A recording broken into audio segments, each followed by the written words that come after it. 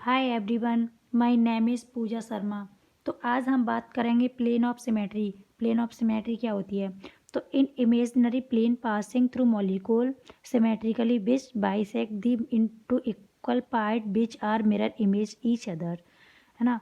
तो जो plane of symmetry होती है वो फोर टाइप्स की होती है। एक तो होती है इसमें वर्टिकल प्लेन ऑफ सिमेट्री, जिसे हम सिग्मा बी से रिप्रेजेंट करते हैं, है ना। जो हमारी जो वर्टिकल प्लेन ऑफ सिमेट्री होती है वो क्या होती है? पैरेलल होती है प्रिंसिपल एक्सिस के। सेकंड होती है हमारी हॉरिजॉन्टल प्लेन ऑफ सिमेट्री, है ना। तो जिससे हम रिप्रेजेंट करते हैं सिग्मा एच से, और ये क्या होती है? परपेंडिकुलर होती है प्रिंसिपल एक्सिस के।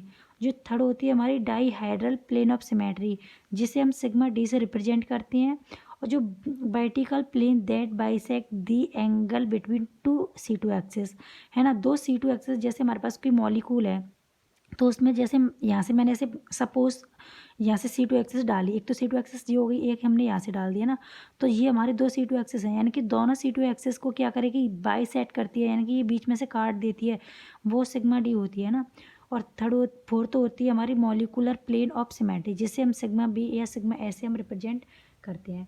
अगर जिस भी मॉलिक्यूल में आपके पास सिग्मा एच नहीं होगा तो उसके जितने भी हमारे पास सिग्मा वी होंगे उनको हम क्या बोलेंगे? सिग्मा डी बोल देते हैं, है ना। ये चीज़ आपको याद रखनी है जब हम निकालेंगे, जो पॉइंट ग्रुप निकालते हैं ना, उसमें हमें ये चीज़ हमें पता होना ज़रूरी है। तो हम सबसे पहले एक एक करके हम इनको निकालेंगे कि हम सिग्मा बी कैसे निकालें, सिग्मा एच कैसे निकालते हैं मॉलिक्यूल में। तो ये सब चीज़ हम देखते हैं। तो अब बात करेंगे हम सिग्मा बी की। जो वर्टिकल प्लेन होती है उसे हम कैसे निकालते हैं? तो सबसे पहले हमारा जो मेन पॉइंट है वो क्या है? हमें ये याद रखना है कि ये पैरेलल होती है किसके? प्रिंसिपल एक्सिस के। तो देखो हमारे पास ये क्या है? H2O मॉलिक्यूल है ना। तो देखो जितने भी इसके जो टॉपिक होंगे जो ग्रुप थ्योरी में, ये एक्सेस फिक्स रहेंगी आपकी। यानी कि जो मैं इसे जेड एक्सेस मानूंगी, और इसे एक्स एक्सेस, ऐसे वाई एक्सेस, है ना। ये एक्सेस पहले से मैं फिक्स कर रही हूँ पूरे टॉपिक के लिए। तो देखो देखते हैं, सबसे पहले ये मैंने यहाँ पे एक्सेस ये डाल दिए है ना।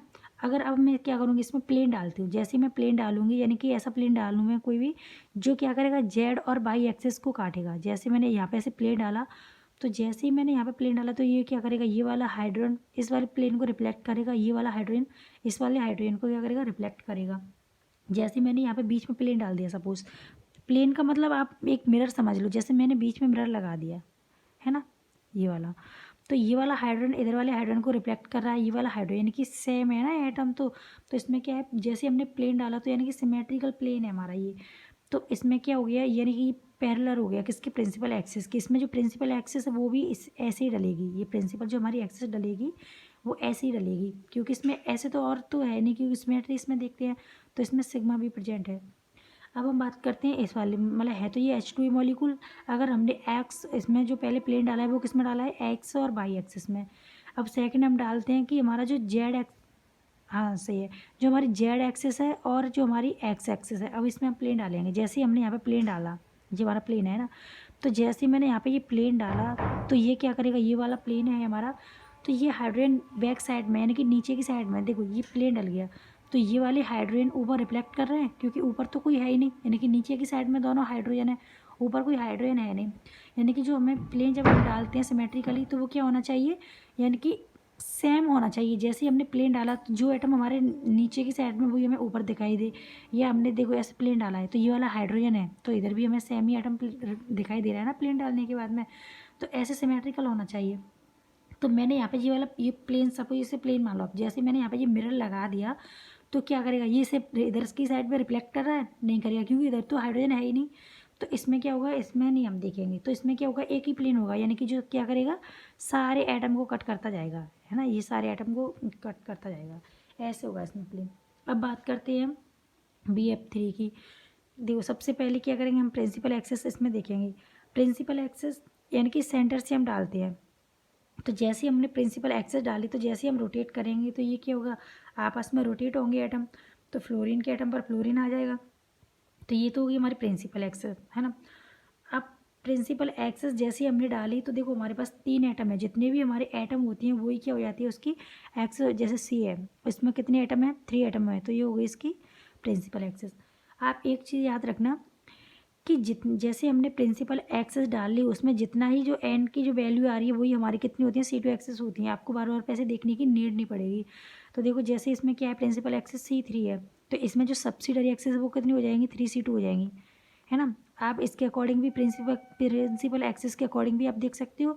और अगर देखो आप वैसे भी डाल के देखोगे तो आपको 3C2 ही मिलेंगे। देखो यहाँ से हमने जैसे ही एक्सिस डाली तो ये इसे रिफ्लेक्ट कर रहा है, और ये वाला फ्लोरीन इसे, ये वाला फ्लोरीन इसे, एक तो C2 एक्सिस हमारी ये हो गई, और एक मैं यहाँ से डाल दूँ, जैसे मैं यहाँ से रोटेट करूँगी तो ये वाला फ्लोरीन इसे रिफ्लेक्ट करेगा, ये वाला फ्लोरीन इसे इसके एटम के प्लेस पर आ जाएगा, एक C2 ये हो जाएगी, एक C2 हम यहाँ से भी डाल सकते हैं, ऐसे भी डाल सकते हैं, तो 3C2 हो गए।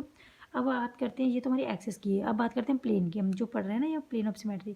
तो देखो यहाँ पे क्या करा मैंने, ये वाला प्लेन डाल दिया, जैसे मैंने यहाँ पे प्लेन डाला तो ये वाला प्लेन इसे रिफ्लेक्ट करेगा, और ये वाला फ्लोरीन इसे रिफ्लेक्ट करेगा। अगर मैं सपोज यहाँ पे प्लेन ऐसे डालती हूँ, इस वाले फ्लोरीन में ऐसे मैंने प्लेन डाल दिया, तो ये वाला फ्लोरीन है इसे रिफ्लेक्ट करेगा, ये वाला फ्लोरीन इसे रिफ्लेक्ट करेगा। तो जितने भी हमारे इसमें सिग्मा, मतलब जो एक्सिस ऑफ मतलब जो एक्सिस ऑफ सिमेट्री होती है उतनी ही हमारी क्या होती है, सिग्मा भी होती है। तो देखो इसमें यहाँ 3C2 है, तो 3 क्या हो जाएंगे, इसमें सिग्मा भी हो जाएंगे, है ना, ये होगी हमारी। अब हम देखते हैं कि इसमें और कौन सा है, इसमें जो वर्टिकल तो हमारा प्रेजेंट है। अब देखते हैं कि इसमें हॉरिजॉन्टल प्रेजेंट है कि नहीं।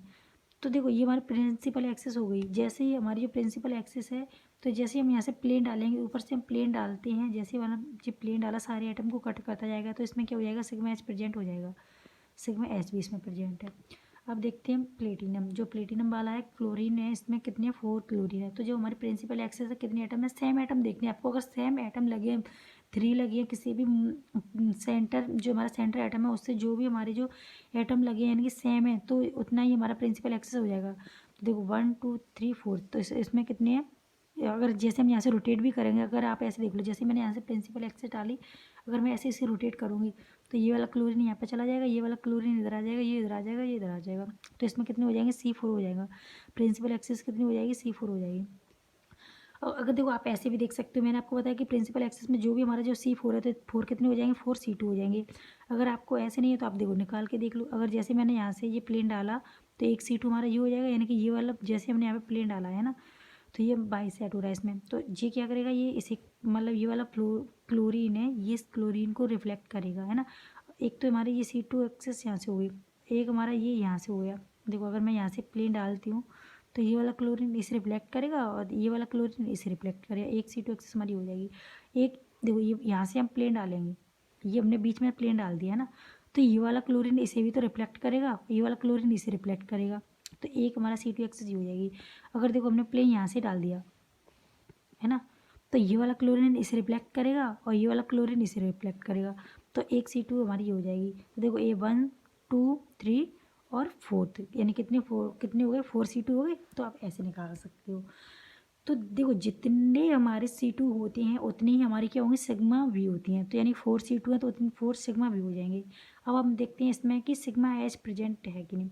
तो देखो ये हमारा सेंटर है, तो जैसे मैंने यहाँ पे क्या किया, प्रिंसिपल एक्सिस है ये हमारी, यहाँ से मैंने ये एक्सिस डाल दी, तो ये क्या करेगा, ये सारे जो ऊपर से मैं प्लेन डालूंगी तो ये सारे मॉलिक्यूल को कट करता हुआ आएगा, तो इसमें सिग्मा एच प्रेजेंट है ना। तो सिग्मा डी क्या होती है, सिग्मा डी होती है हमारी कि यानी कि 2 C2 एक्सेस को क्या करता है, बीच में से काट देता है। यानी कि देखो ये है हमारा, एक तो C2 एक्सेस हमारी ये थी, और एक C2 एक्सेस हमारी ये थी, तो ये क्या कर रहा है, बीच में से कट कर रहा है ना, ये वाला एक प्लेन हमने डाला था, यानी कि 2 C2 एक्सेस को कट कर रहा है, तो इसमें सिग्मा डी भी प्रेजेंट है।